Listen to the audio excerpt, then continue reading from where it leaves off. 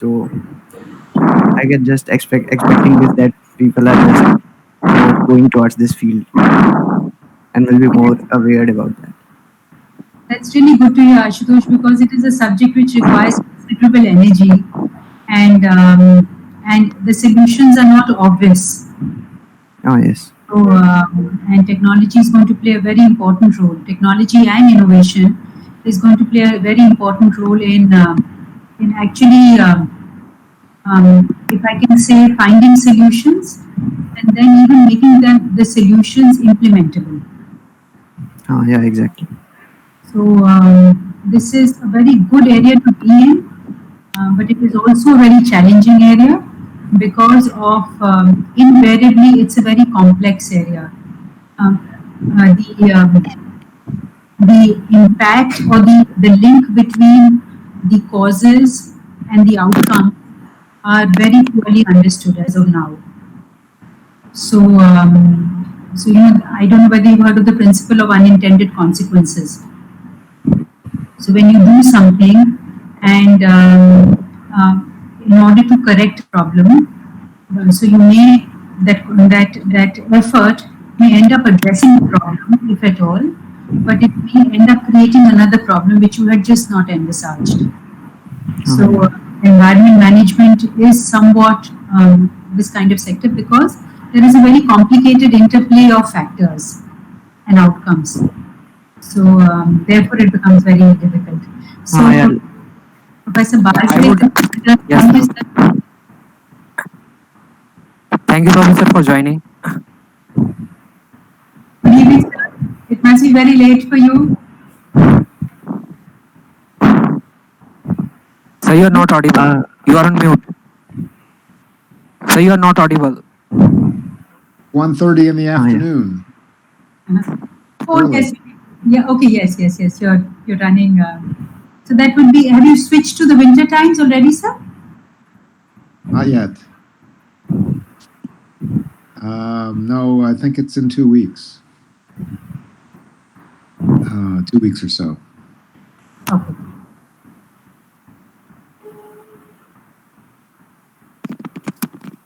So I don't know whether you're aware of this, sir. Um,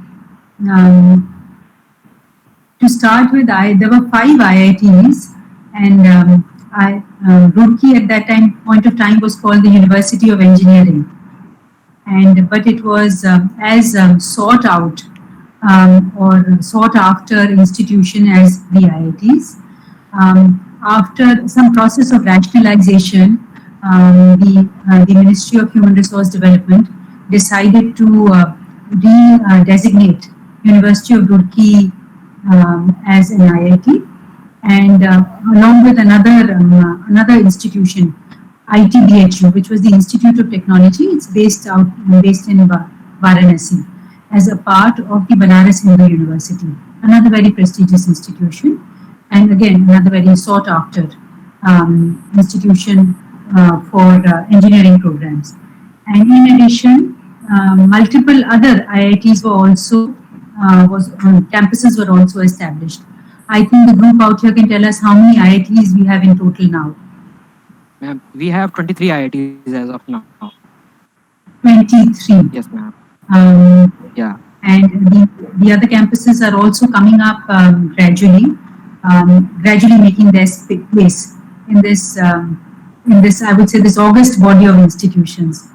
IITians, the admissions to these colleges is extremely competitive. It's a very grueling examination, and I think they take some 10,000 students out of I think 10 lakh or more applicants, if I'm not too Yes, wrong. ma'am. Yes, ma'am. Rightly. So the percentage of students that get selected is very small, and several children from Indian homes grew up with this aspiration of making it through an IIT. And so who you're going to be seeing here interacting will be one of the brightest minds in our nation, and therefore there is a lot of potential that they carry, and a lot of responsibility as a result as well on their shoulders. And so it's going to be, I'm greatly looking forward to this conversation today. I would also like to add that IIT Roorkee was the first technical institute of Asia, whole Asia, and it was established in 1947, 1847. Wow, Yeah, very good. yeah, Just an apology. I only heard about this morning because I was going through LinkedIn yeah. and noticed your post.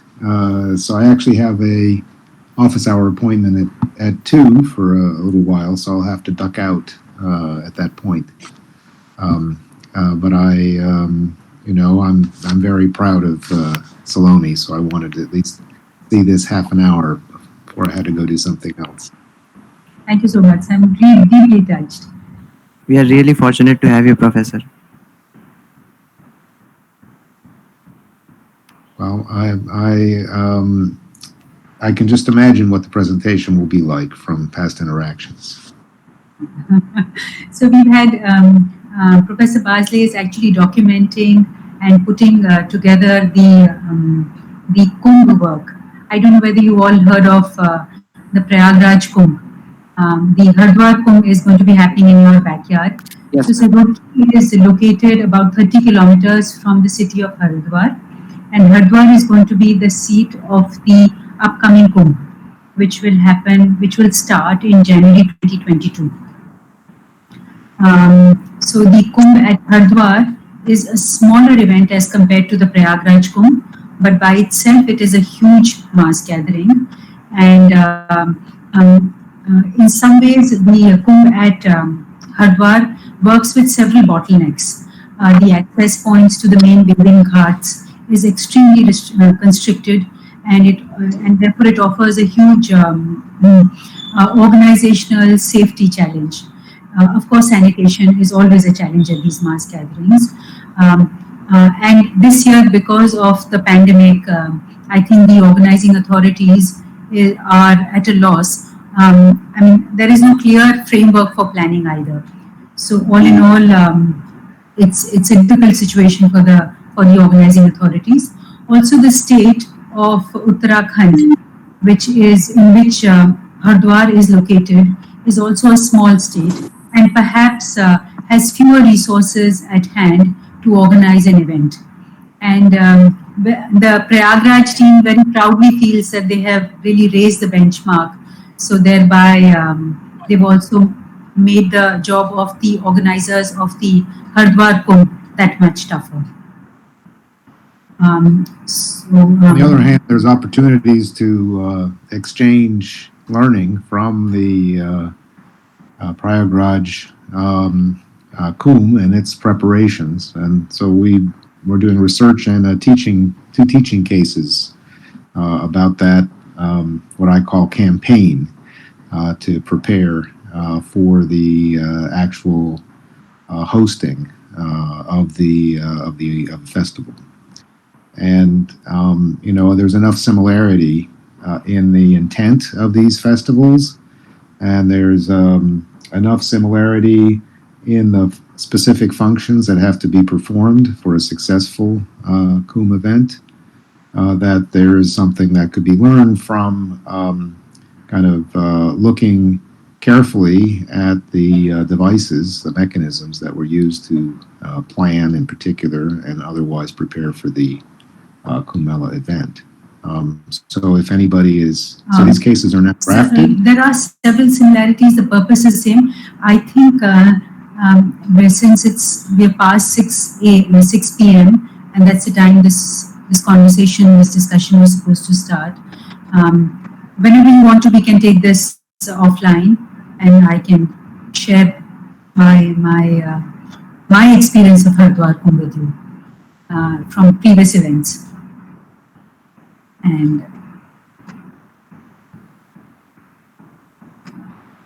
so okay. Prahash, Shall we start? Yeah. Yes, ma'am. Yeah. So I would like to start growing up was not easy for me. On one hand, I used to visit the hill stations for vacations. On the other hand, I saw polar bears dying. And at some instant, I used to enjoy swimming while I saw some people lose everything in floods. From severe droughts to extreme forest fires, climate change had caused a mass extinction millions of years ago, and now we are plodding towards the next. So, good evening, everybody. I am Praharsh, welcoming you all in the sustainability series event, in which we will be looking into some solutions from the complex yet straightforward problems. We Eco Group IIT Roorkee work on campus sustainability and are responsible for inculcating sustainability in the campus community. Our most recent accomplishment was to redesign the waste management system of the IIT Roorkee campus. The theme for this talk is the role of waste management system in the climate change. To throw light on this topic, we cannot have someone better than our first speaker, Mrs. Saloni Goyal. She has been working as an environment, sanitation, and sustainability expert for over 20 years. She graduated from IIT Delhi and later acquired her second master's degree in environment and development from London School of Economics and Political Science. She led the sanitation work during Kumbh 2019, delivering an open defecation free, garbage free, and odor free Mela.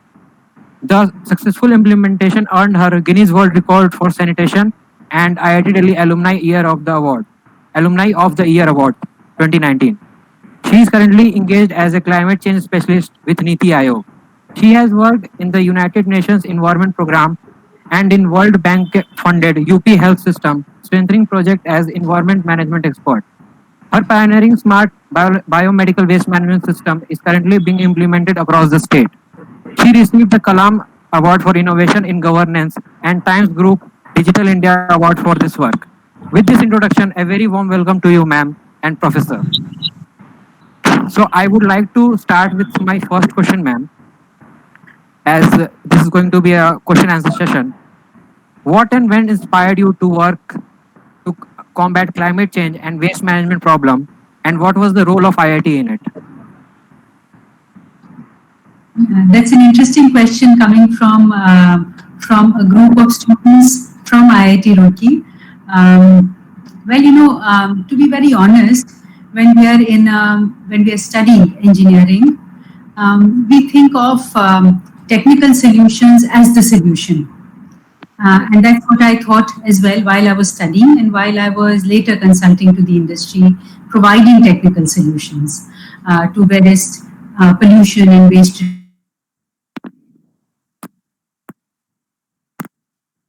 Ma'am, your video is lagging.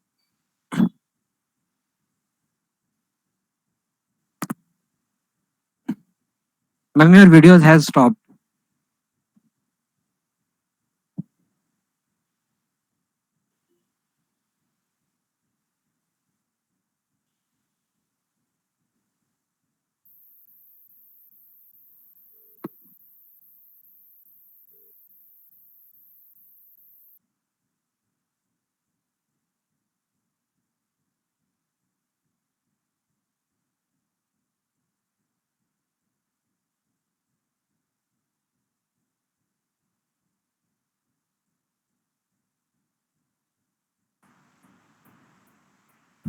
We can wait until she again joins us.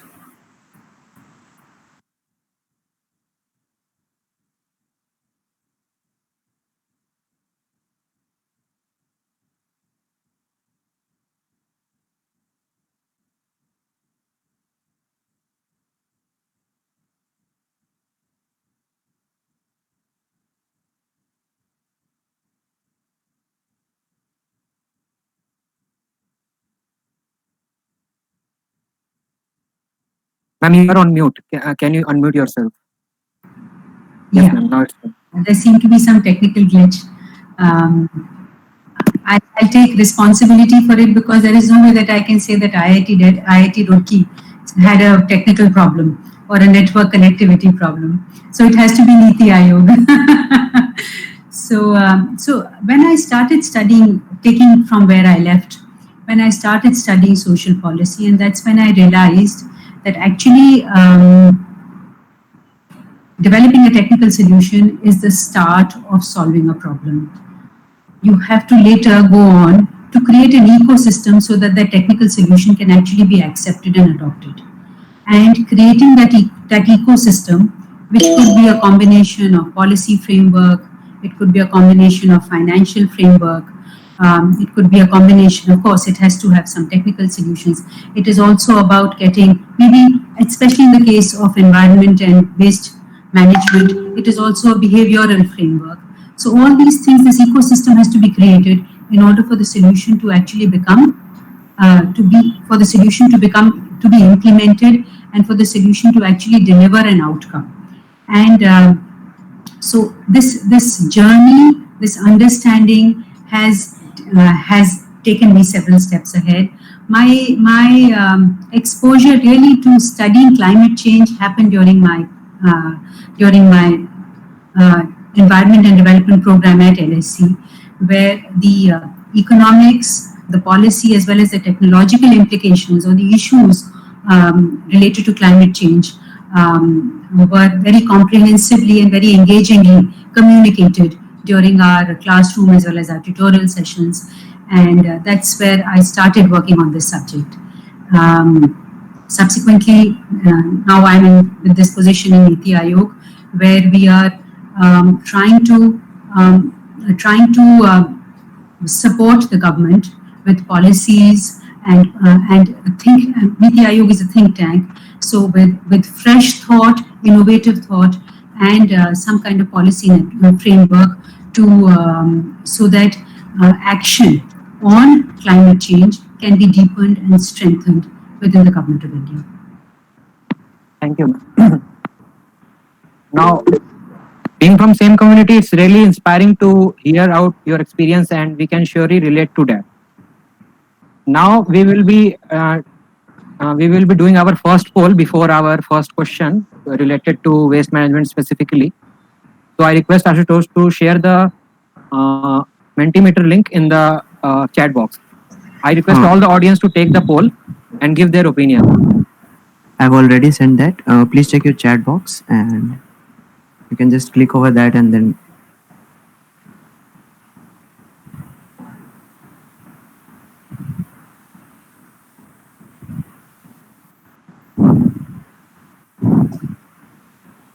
Ashutosh, please present your screen when the polling is done. you have to allow me like that.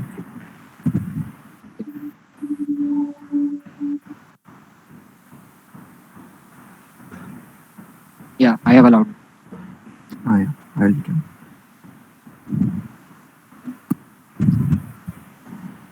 In the meanwhile, I would like to hear more about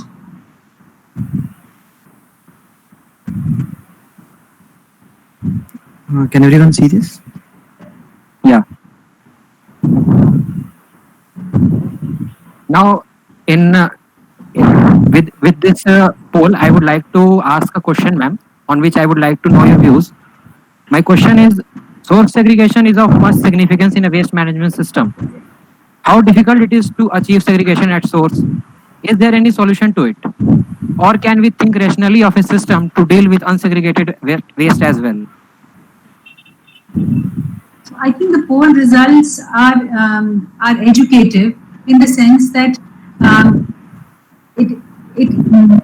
it's obvious that we all understand that segregation at source is the key to effective and efficient and cost-effective waste management. So, I mean, there is no doubt about it. But having said that, I would like to throw back a question at you young students. How many of you are actually segregating waste while you are generating it? And I think that is where the challenge lies, not just amongst the educated, but even the less educated people, that are we conscious about the fact that at the time of discarding waste, at the time of disposing of waste, we need to segregate waste. So have we created the necessary infrastructure in our homes? Have you created the necessary two-bin system in your hostel rooms? Does your hostel provide two bins for collection of different categories of waste? Do you have a mechanism within IIT Roorkee for separately collecting e-waste, for separately collecting plastic waste? So one of the challenges for segregation at source is whether sufficient infrastructure has been provided. For waste, it would typically mean different color dustbins and a mechanism for collecting different categories of waste separately and not just dumping them into a single vehicle and carrying off the waste. But the second level is that how do we all understand the different categories of waste? Do we all understand what is wet waste and what is dry waste? Do we all understand what is plastic and what is non-plastic waste? So there is the common villain in this is the non-woven bags that are now easily available in the market, and they are being misunderstood to be cloth bags, whereas in reality they are just plastic bags. They are made out of synthetic fiber. And because people are thinking that these are cloth bags, they are happily adopting them. Markets or shopkeepers, retail units are happily using them to give off to package products at the point of sale. Even the regulatory authorities are unaware that this is not cloth, this is not sustainable, this is indeed just a plastic packaging. So even they are not ready. Kind of greenwashing. Well, you could call it that's a tricky word, but yes, perhaps you could call it greenwashing in some ways. So it is about then the other challenge for effective plastic waste management is, or plastic waste segregation is, that the message needs to be communicated in a uniform way to every individual. And it is not just about communicating the message, but also getting them sufficiently energized and committed to conducting themselves responsibly as far as waste segregation is concerned.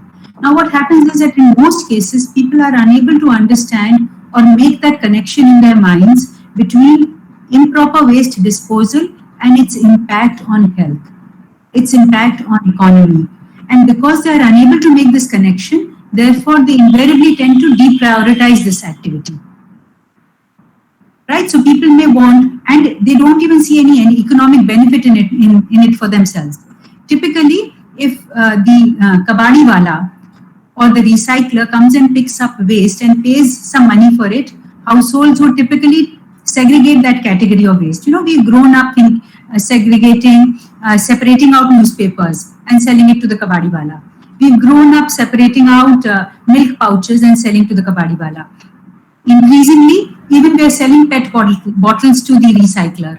But what about other categories of waste? What about multi-layer plastics, the typical gutka pouches, the chips pouches, for which there is no market, and therefore we don't choose to segregate it. So how do you get people to adopt this kind of responsible behavior? And if you're doing it at IIT Roorkee, I'm sure you're facing this challenge every day, every hour. How do you get even an informed, even an educated, in fact, a highly educated and intelligent group of people to accept and commit themselves to waste segregation diligently every time they do it, every time they're generating waste? So there are these challenges because of which waste segregation is still an issue. In fact, I would like to even share that waste segregation has not been accomplished even in the developed nations. Waste segregation, 100% waste segregation at source has not been accomplished even in the progressive developed nations, I would say. So, whenever we are designing a waste management system which is predicated on waste segregation at source, we are risking failure. And which brings me to the point that Praharsh, you were just raising, that can we have technologies for secondary segregation of waste? Currently, the technologies that we are using are very capital intensive, and they are able to achieve waste segregation only partially. So typically waste which is collected and combined, accumulated and taken to a waste segregation site, typically a waste management site. I don't know if any of you have visited one. So they use trommels to segregate different categories of waste, or they do manual segregation, or they use magnets to separate out the metal components. So these are labor as well as capital intensive technologies. I would in fact pose this challenge before a young group of IITians that why don't you pick up the challenge to develop cost-effective, efficient waste segregation, secondary waste segregation technologies, because beyond a point we cannot rely on primary waste segregation to solve the problem of waste management, effectively solve the problem of waste management. Thank you, ma'am, for letting me know your views. I very much agree to your point. My second question would be, since sustainable waste management can lead to employment generation, environment and health benefits, but still it remains highly neglected among citizens and key decision makers. What's your take on how to signify this?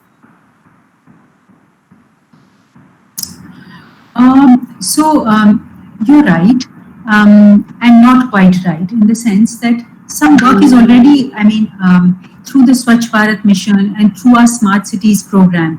You may be aware that India has identified 100 smart cities across the country. So substantial amount of funds are being allocated for more effective waste management.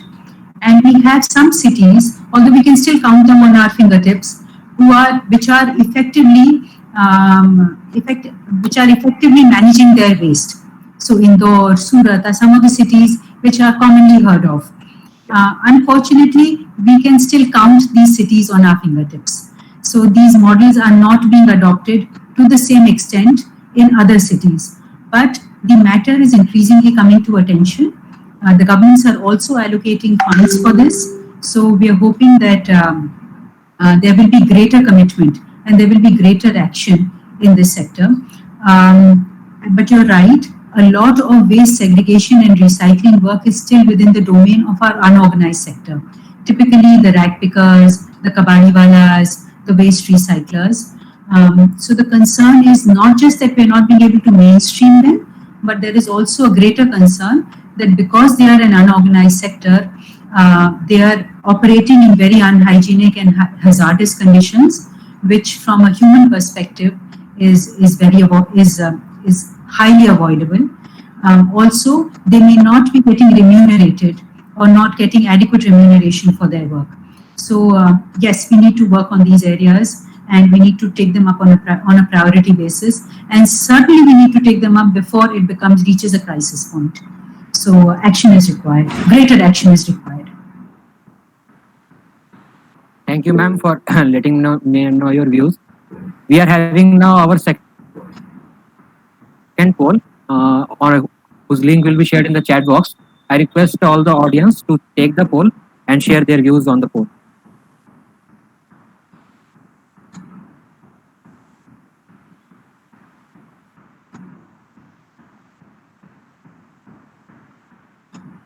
Ashutosh, you can share the screen.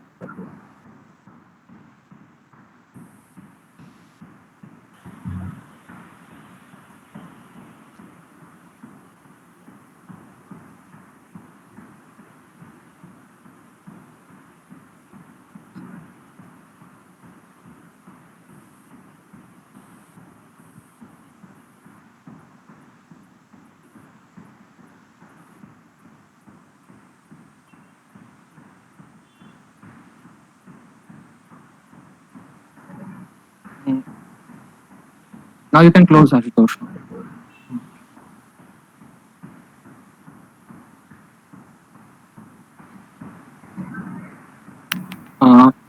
From this poll and from my next question, I would like to know your views.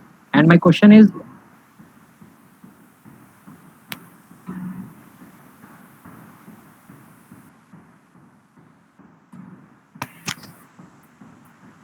I think the screen has freezed.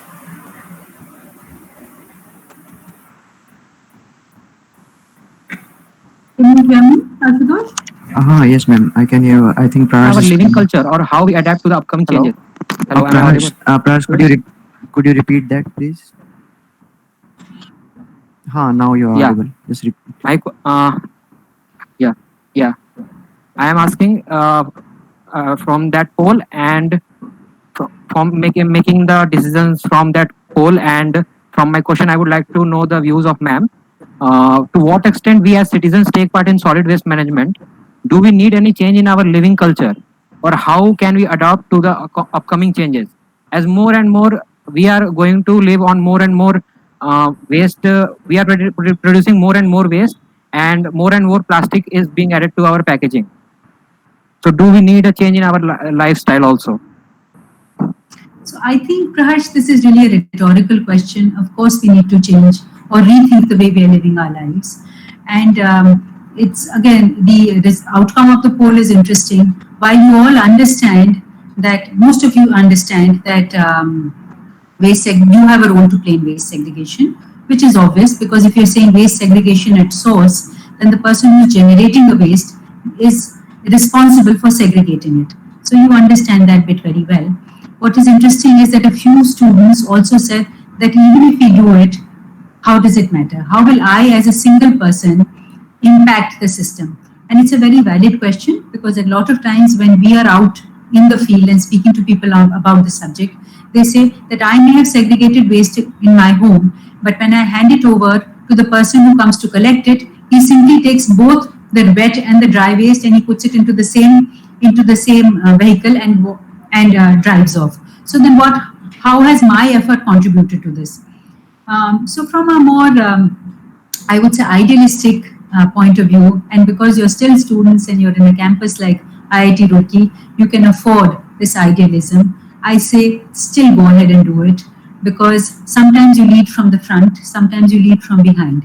So you may just set standards for similar campuses, for other IIT campuses. So set up a system, you can be the talking point, you can be the ones who could be the trailblazers in this area. IIT Roorkee, it has been a trailblazer. It is the first institution that came up, engineering institution that came up in the country.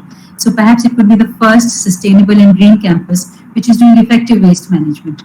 But having said that, again, we need to still talk about technologies. We still need to find answers to the problems and systemic answers to the problems, which means technology, design of infrastructure, technological development, innovative approaches to do this, innovative approaches to make people do their waste segregation, innovative approaches to effectively not just segregate waste, but also find ways to utilize the different categories of waste. So even once waste is segregated, so waste paper can be used, can be recycled. Some categories of plastics, like the PET bottles, once collected, can be utilized, but there are certain categories of plastic waste which cannot be utilized. Or now we have this new concept of upcycling and downcycling. So recycling can be broken up into two heads, upcycling and downcycling. So when we recycle a product and make a product which is a better product, then we call it an upcycling. Or when we make it a product which is further down in the recycling chain or in value, then we call it downcycling. So how do we think of technologies that we can actually upcycle a product? So there are various technological innovations that we simply will have to work towards so that we're able to find solutions to implement at a large scale and in order to be able to make systemic changes.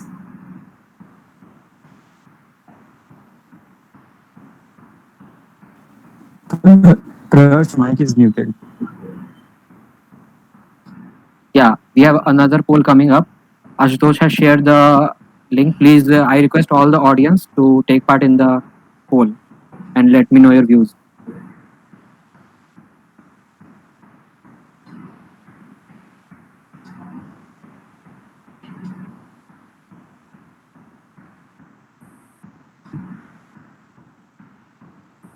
Ashutosh, you can share the screen.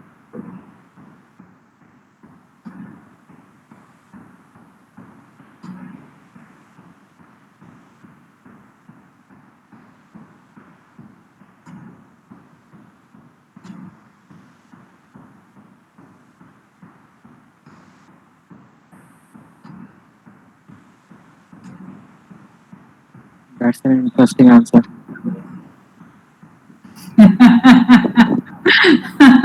I can see some of you smiling.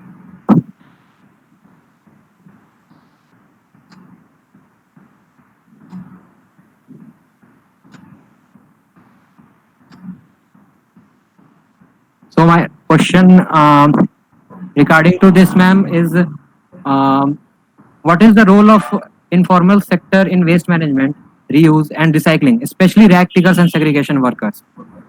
Like they are oftenly not educated, and as you said, they mix the waste. So do we need to educate them? Okay, so I think first we'll come to the rag pickers later. First, we need to educate IIT students. You all need to know which color dustbin the wet waste and which color dustbin the dry waste goes into. So the answer was the blue dustbin, and but the majority students that polled got it wrong, which is something that I think the eco group needs to address soon. But I'll come to the waste pickers out here. So actually, Prahash, this is the waste recycler and the rag picker is perhaps making the most significant contribution in recycling. Even as in an organized sector, perhaps that is the most robust recycling or circularity system that we have in our country right now. And it is not driven by education or knowledge. It is driven simply by economics, where the waste categories, where there is a market, for which there is a market, the waste recycler or the rag picker tends to gravitate towards that waste category, collects it. He may even pay some money for getting uncontaminated or clean waste, which he can then sell at a higher price to a waste recycler. And then there is a whole hierarchy of waste recyclers. From the rag picker, it will go to an aggregator and then to a higher recycler, and then eventually possibly to an industrial establishment, which would, using some technology, find an alternative use for the waste. So for instance, PET bottles is now being used for making fiber. So we don't really need to educate, I would say, the recycler. We need to educate about waste segregation. We need to educate them and provide them with wherewithal so that they can do it in a safe way. Because as you know, health is a shared resource.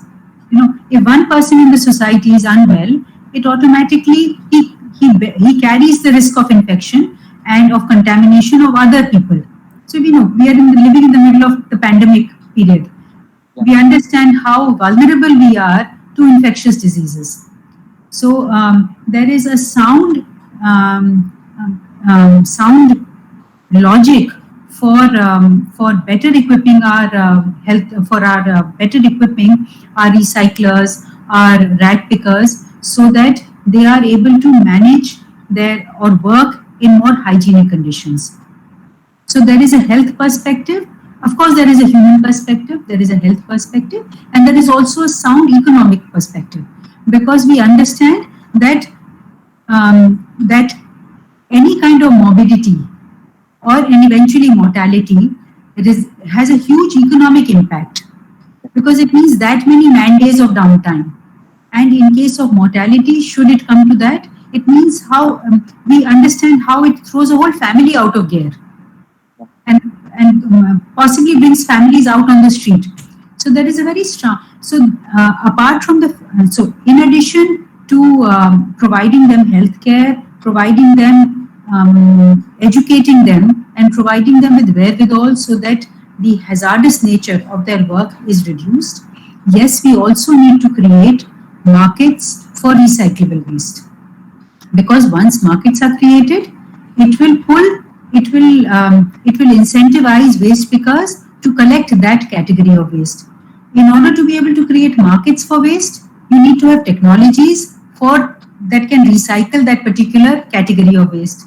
So there again comes IIT Roorkee graduates who can possibly develop technologies so that different categories of waste can be recycled, so that there is a market for collection of different categories of waste.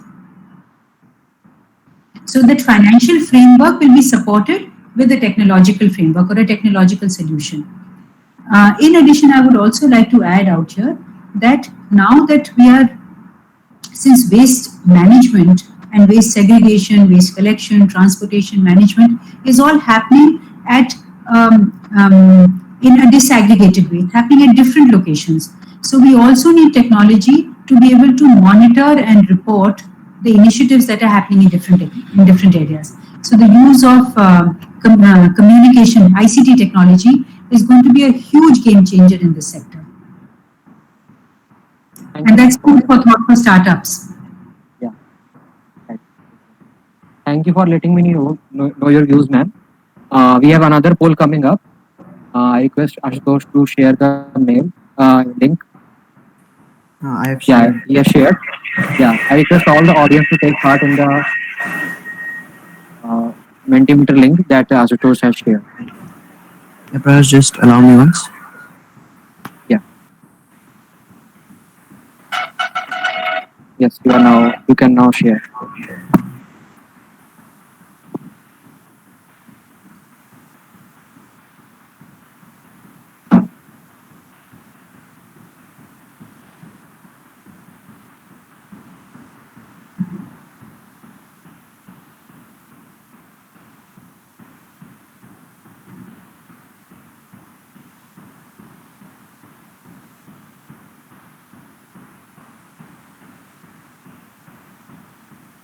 Thank you, Ashutosh. Uh, with this poll, uh, I would like to ask, like, how do you see the train even decentralized system of waste management? The cities that produce very large amount of waste, like Delhi, are still posing a problem. How to cope up with this?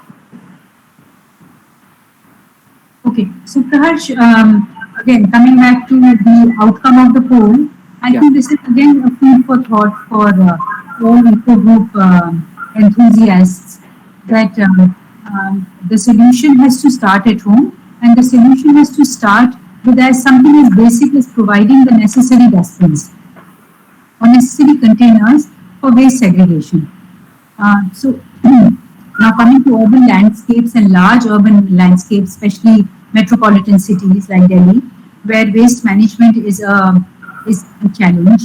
It's a challenge, interestingly even in rural areas, but of course because of the population pressure, it's a greater challenge or more concentrated challenge in metropolitans. So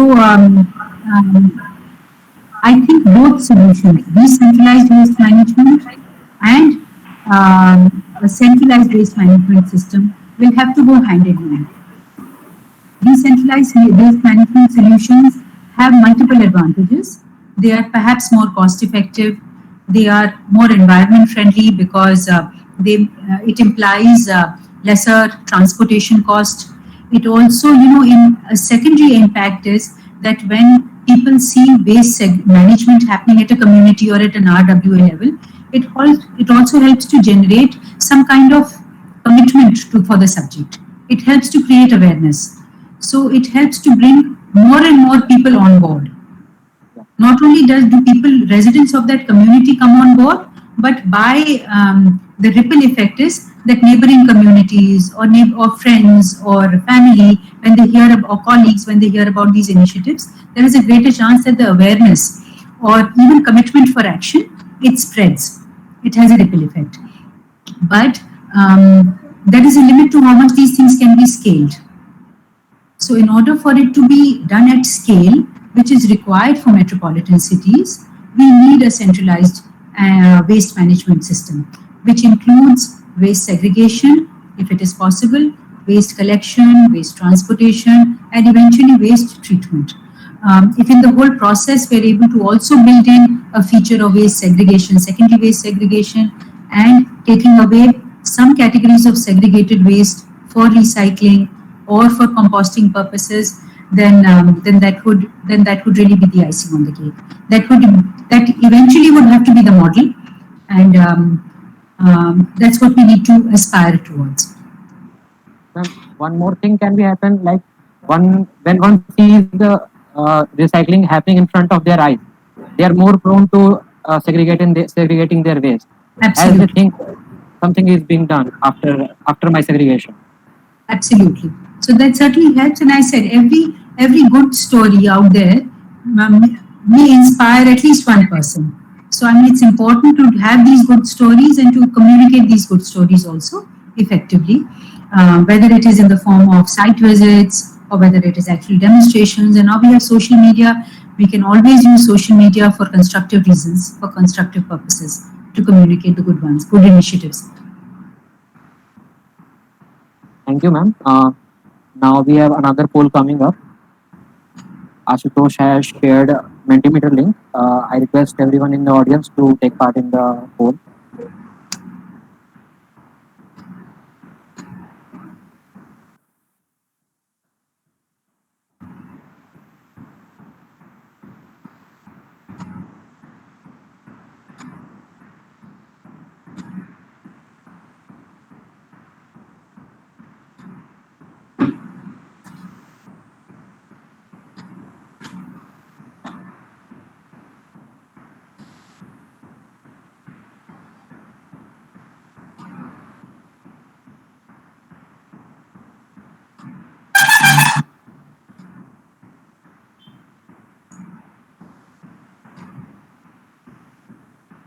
Thank you, Ashutosh. With this poll, I would like to ask a question. How do you see plastics entering our food chain? Is the ban only option? So Praharsh, ban is ban is one of the policies that has been pursued. I think at the same time, it makes eminent sense that the impact of a policy like ban also needs to be systematically studied. And at the same time, we also need to understand that a ban in isolation cannot work. Yeah. The ban needs to be complemented with, again, when I said in the beginning, with an ecosystem. So if we are saying that plastic products are not to be used, then what is the alternative? If single-use plastics are not to be used, then what are the alternatives? Then if they, so that ecosystem is, and then what is our regulatory capacity in order to be able to impose the ban or to enforce the ban? So all these things need to be done. Then we also need some amount of behavior change element, because there cannot be a policeman in every home. Right? So it eventually will come down to citizen ownership to the problem. And all these things have to move together. Yes, ban can be one policy instrument for initiating or rather driving action on this matter. So there's when I was talking about technological solutions, I think that is another area of technology development that youngsters like you can think about is to find alternatives to plastic products and packaging. So this will include not just alternative plastics, but also alternative designs, which either reduce plastics or which make recycling of disposed of plastics more easy or possible at all. Ma'am, I would like to ask a question. I read several articles in which there was mentioned that as fossil fuel companies are prone to renewable sources of energy, they are shifting to produce more and more chemicals which are used to produce plastic. So plastic is going to be more cheaper than ever. So do we need to incentivize other alternatives, like any subsidy to alternatives, so that they can come in competition with plastic? Absolutely, Praharsh. I think you have not many people would understand the nuance that you have brought to attention.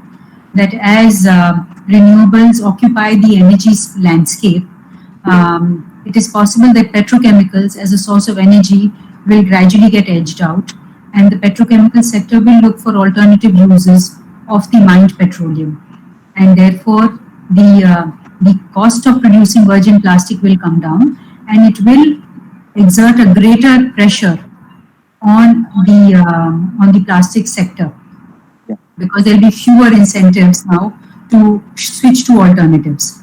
So yes, I think some kind of support will be required for developing the alternatives to plastic sector. Yes. Thank you, ma'am, for letting me know your views on our questions. Now we are opening the questions from our audience section. Anyone from the audience can ask questions from their ma'am by unmuting their mic. I request everyone to go one by one so that everyone can ask questions conveniently. Thank you. Or they can write in the chat box too. he will take that. Hello, ma'am. Am I audible? Yes, ma'am, you are audible, but your sound is very low. Just give me.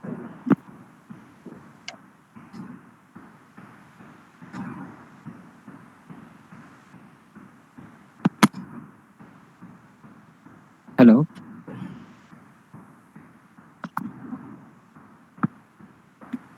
Okay. I can repeat. He has, yeah, Ashutosh, it's better if you can repeat. She has asked that she just wanted to know that in smart city models, for example, Indore, do they have formalized the rack pickers like that or associated with the municipality? More importantly, to reduce the informal culture in waste management.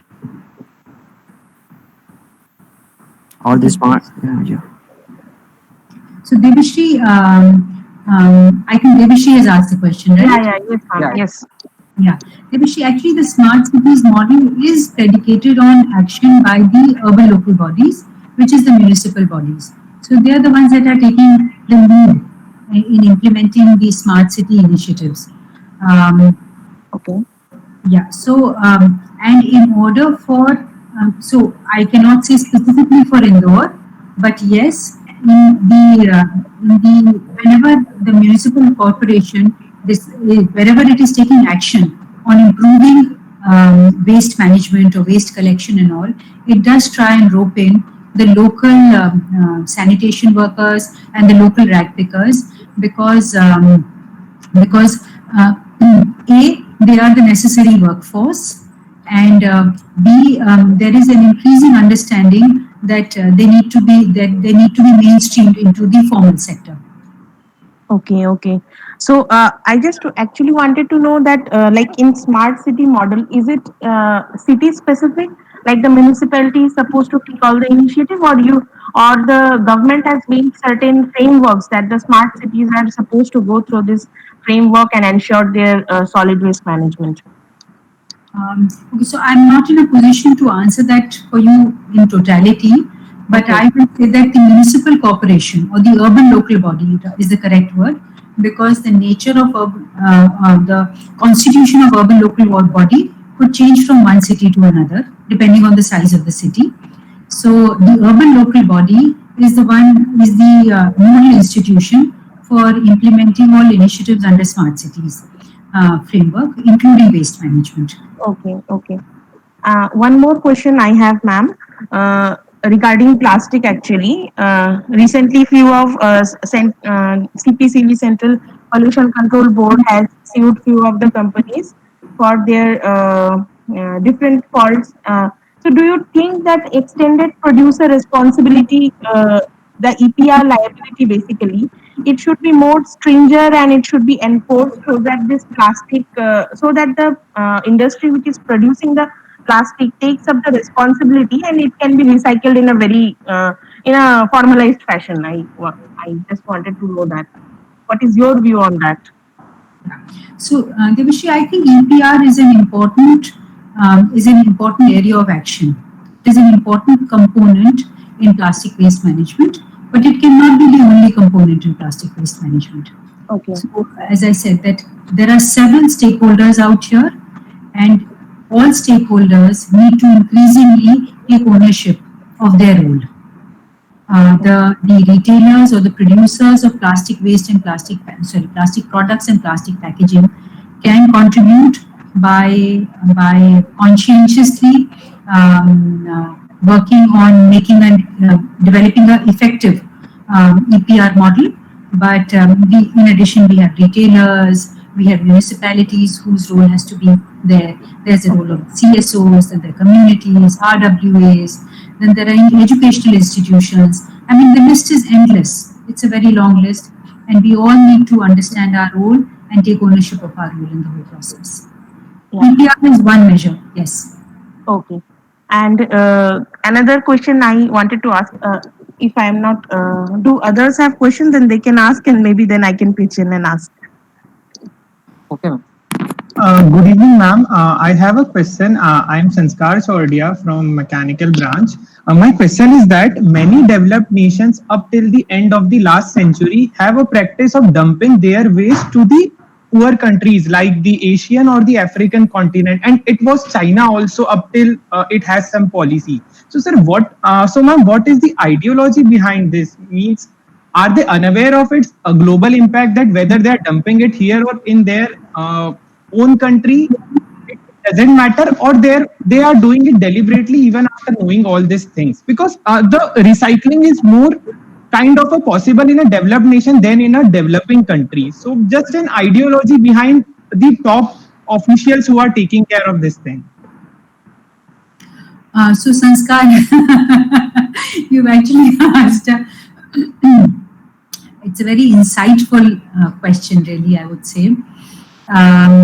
So when we talk about recycling as a solution for waste management, it's a difficult solution. Part of the reason is that we do not get segregated waste, which is required for recycling waste.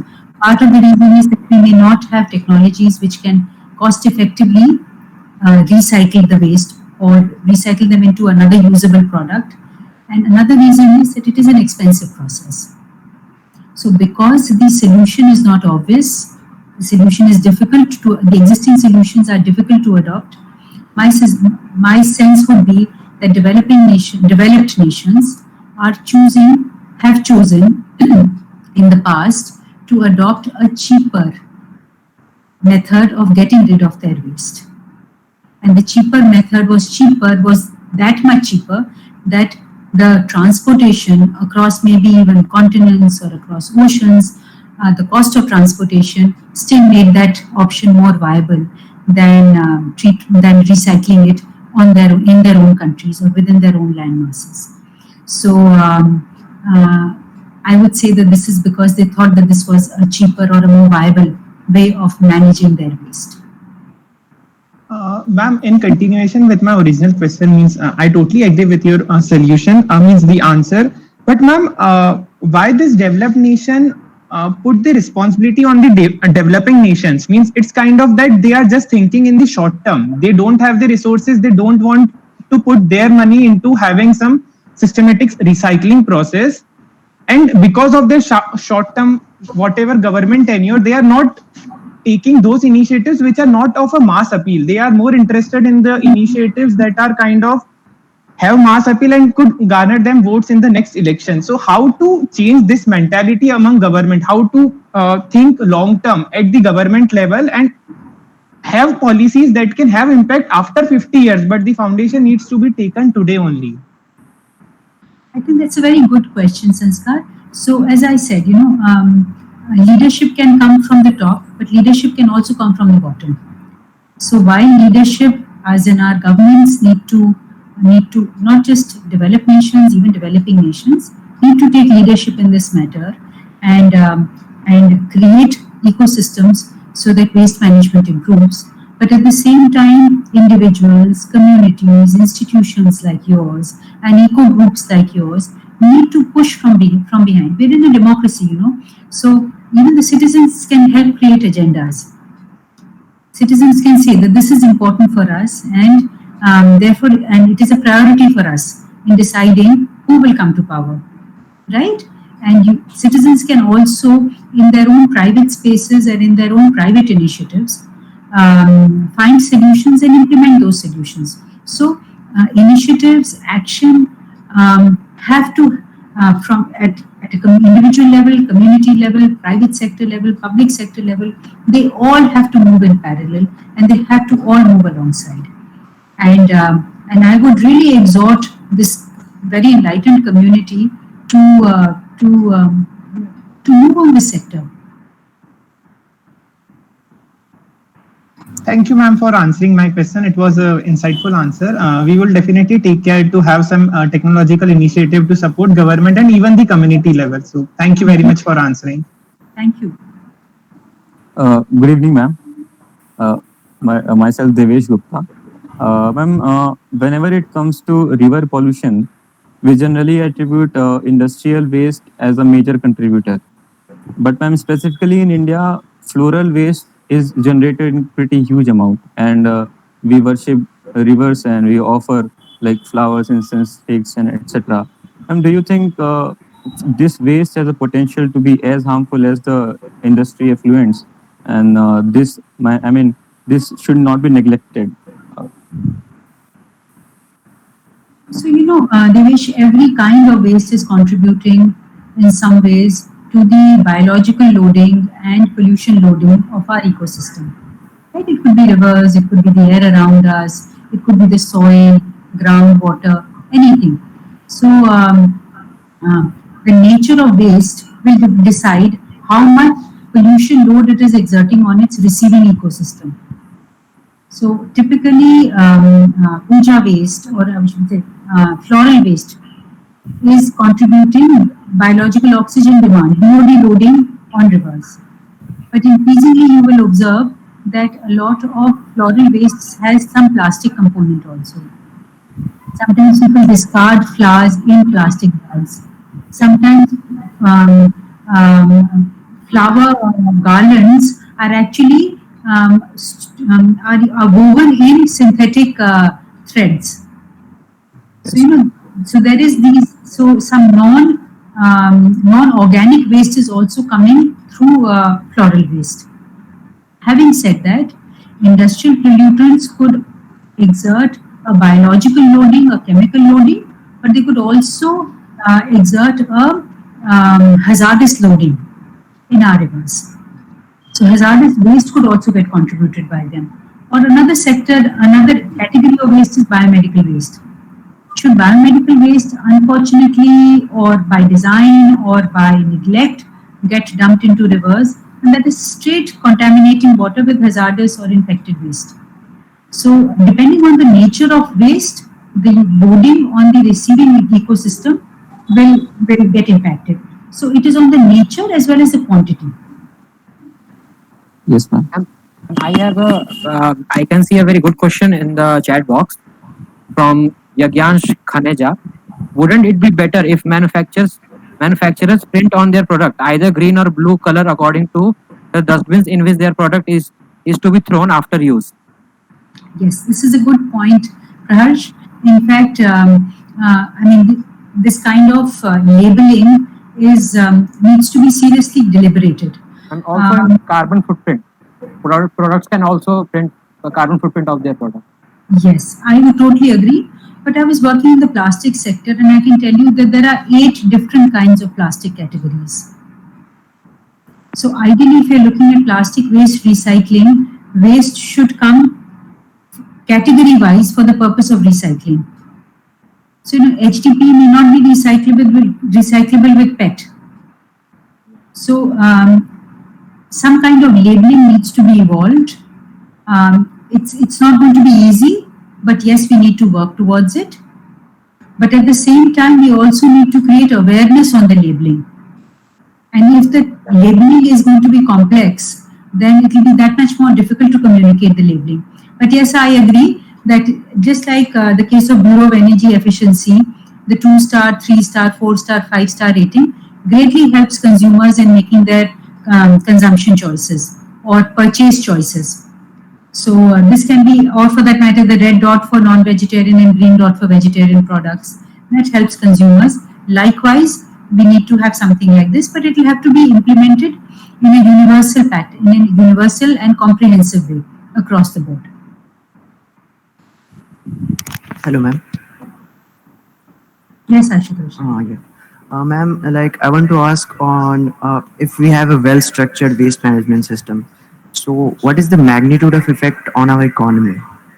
Maybe it's a positive side of having a well-structured system on economy. Okay, so well-managed waste management system would require large investments. Right, these things do not come cheap, but at the same time, it has a potential for energizing certain sectors of the economy. It will create jobs.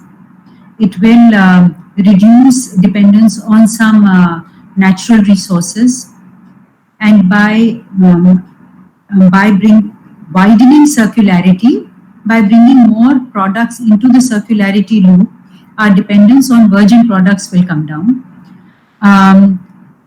The other impact, economic impact that effective waste management would have, and a positive economic impact would be that there will be improved health indicators.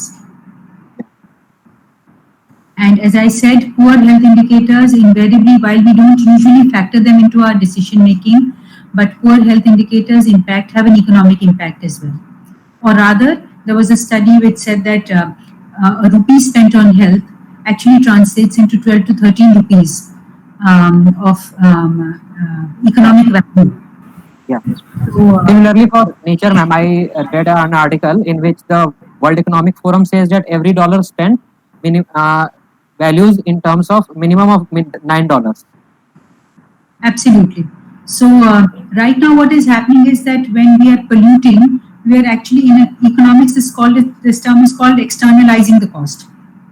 So typically maybe an industry does not bear the cost itself, it throws the cost upon the society to bear. But nevertheless, it remains a cost. And when that cost becomes, when we try and calculate the secondary and tertiary impacts of that pollution, then perhaps the cost, externalized cost, accumulates and becomes much larger than what may have been a primary cost or an internalized cost of that pollution. So, and therefore there is a sound basis or a sound reason for making that investment in comprehensive waste management. Anyways, we must understand that waste management has to happen irrespective of the cost, because we can't let our cities drown in waste. So, we simply have to put some mechanism for effective and comprehensive waste management in place. This is an inevitable. The faster we do it and the lesser we wait for a crisis to emerge, the better off we will be as a society. Ma'am, there is a question in, yeah, you can, please Nipun, with your question. Yeah, ma'am, actually I've been wanting to ask ki most of our technology is focused on bigger towns and metro cities, whereas we see that the typology of waste and also the quantum of waste in small towns and villages is also changing and is increasing day by day. These towns neither have the technological or the financial resources to tackle this waste. Cluster approach has failed in many places. So shouldn't we also focus on the smaller towns, and what can be the solution for this problem in smaller towns and villages that we are facing now? Yes, absolutely. In fact, Nipun, it's an interesting thing that you brought up, because I was part of a project on plastic waste management, and this is one of the observations regarding plastic waste. So a lot of times, as you said, the focus gets limited to large cities and large rivers. But plastics is now seeping into rural areas, into rural waterways. It could be lakes, etc. And so typically gutka packages, or maybe our shampoo pouches, or chips packages, or even for that matter Pepsi and Bisleri is now finding its way into rural and smaller towns. So so as I said, smart cities, the 100-odd smart cities, are looking not just at metropolitans, but also looking at mid-sized towns from amongst the towns that have been selected, and some action has been initiated there. The Swachh Bharat mission has some focus, through the Swachh Bharat mission, the government has some focus on even in the villages, even in rural areas. But yes, this area or this landscape also needs attention, and fast, increasingly it needs attention, because the scale of or the quantum of waste generated here does not make for a profitable business model. Therefore, businesses are not looking at this area. The municipalities are not looking at this area. So perhaps a good way would be to actually energize community and civil society action in these areas. And they perhaps then can provide models and leadership for replication and for scaling to other similar areas and similar contexts. Thank you, ma'am. Ma'am, if the time allows, can I ask one more question? There is one question in chat box. Yeah, please go ahead. But can we keep this as the last one? Yes, ma'am, sure. Okay. The question says that with the digital era being booming up, the e-waste is also booming up, but we are largely focused on dry and wet waste. So, do we need similar action on? Don't we need similar action on e-waste as we are approaching on dry and wet waste? Like in India is the third largest producer of the e-waste as far as I know. So, what are your views on that? Right, Raj. So I don't know if you're aware, the Environment Ministry has also issued e-waste guidelines. Not guidelines, they've also issued e-waste management rules in the year 2016. And frameworks are being put in place for effective and comprehensive e-waste management.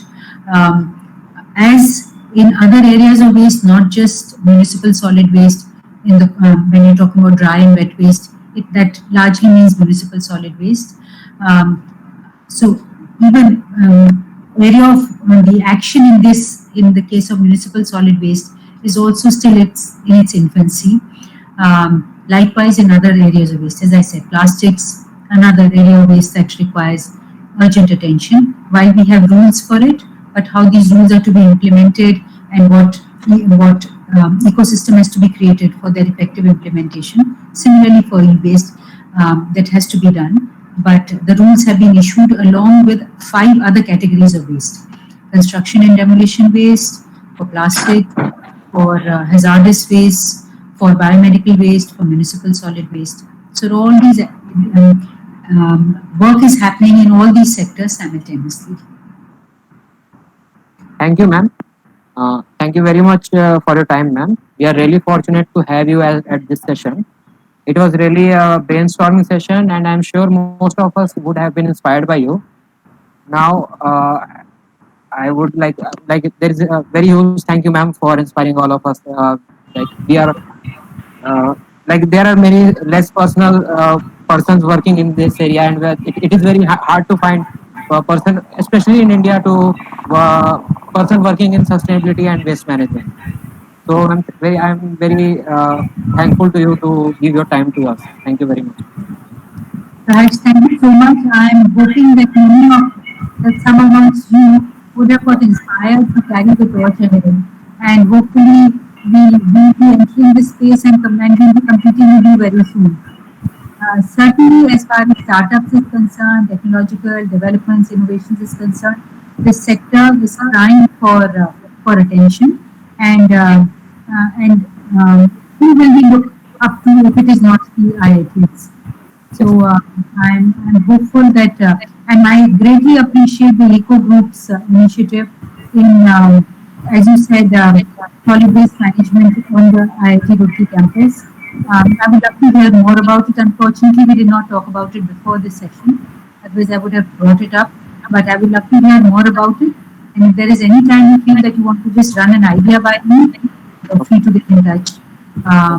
This is an area that requires intervention, but this is also an area that requires young energy. And I congratulate all of you and urge you to just keep laboring at it. Every day, every step ahead will be a step ahead. Thank you, ma'am. We would be very happy if in any way we can help Niti Aayog and you. Absolutely. Thank you, ma'am. Thank you. Thank you, ma'am, for your valuable insights. Now I am closing this session. Thank you to all for joining us and making this session successful. Thank you, ma'am. Bye. Thank you. Goodbye, everybody. Have a good week. Have a good. Thank you all.